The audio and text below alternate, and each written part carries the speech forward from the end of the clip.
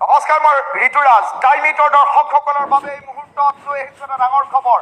ইতিমধ্যে জেৰাত সিদ্ধাৰ্থ আৰু শেখৰ গোস্বামীয়ে বহু কথা উল্লেখ কৰিছে আৰু কেতিয়াও নোকোৱা কথা এতিয়া SITৰ জেৰাৰ সন্মুখত উল্লেখ কৰিছে সিদ্ধাৰ্থে।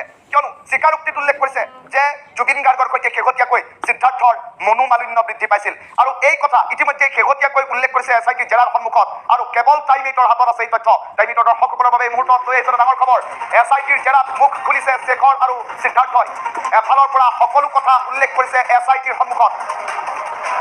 হঠাৎ বৃদ্ধি পাইছিল জুবিন গাৰ্গ আৰু সিদ্ধাৰ্থৰ মাজত মনোমালিন্য, এই কথা SITৰ জেৰাত ওলাই পৰিছে। জুবিন গাৰ্গৰ সৈতে মনোমালিন্যৰ কথা স্বীকাৰ কৰিছে এতিয়া সিদ্ধাৰ্থ শৰ্মাই। জুবিন গাৰ্গৰ অনিচ্ছাৰ পাছতো এদিনত দুটাকৈ অনুষ্ঠান ৰাখিছিল সিদ্ধাৰ্থ শৰ্মাই আৰু সেই সিদ্ধাৰ্থে জেৰাত এইবোৰ কথা কৈছে। বিগত 2 বছৰৰ পৰা ক্ৰমান্বয়ে বৃদ্ধি হৈছিল জুবিন গাৰ্গ আৰু সিদ্ধাৰ্থৰ মাজৰ মনোমালিন্য। খাৰঘুলিৰ ঘৰ নিৰ্মাণতো সিদ্ধাৰ্থে কৰিছিল ব্যাপক খেলিমেলি। গৰিমা শইকীয়া গাৰ্গৰ অজ্ঞাতে বহুবাৰ জুবিন গাৰ্গৰ সৈতে তৰ্কত লিপ্ত হৈছিল সিদ্ধাৰ্থ, এই কথা SITৰ জেৰাত উল্লেখ কৰিছে। জুবিন গাৰ্গক সম্পূৰ্ণৰূপে মেচিন কৰি তুলিছিল সিদ্ধাৰ্থে।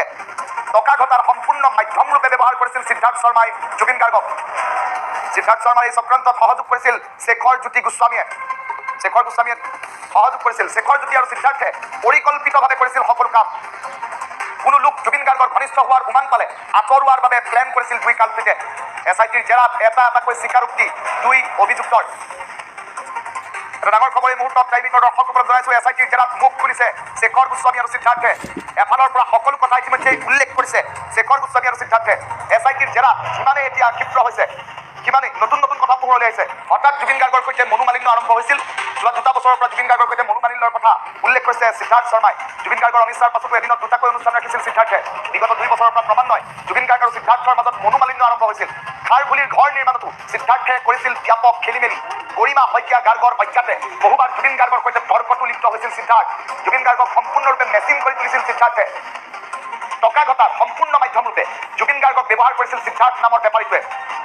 সিদ্ধাৰ্থ শৰ্মাৰ এই চক্ৰান্তত সহযোগ কৰিছিল শেখৰ জ্যোতি গোস্বামীয়ে, এই কথা জেৰাত পোহৰলৈ আহিছে। শেখৰ জ্যোতি আৰু সিদ্ধাৰ্থে পৰিকল্পিতভাৱে কৰিছিল সকলো কাম আৰু কোনো লোক জুবিন গাৰ্গৰ অতি ঘনিষ্ঠ হোৱাৰ উমান পালে দুই কালপিতে আঁতৰোৱাৰ প্ৰচেষ্টা কৰিছিল। সমগ্ৰ বিষয়টো সন্দৰ্ভত এতিয়া SITৰ জেৰাত এইসমূহ কথা পোহৰলৈ আহিছে আৰু তেনে পৰিপ্ৰেক্ষিতত SITৰ জেৰাত এইসমূহ কথা পোহৰলৈ অহা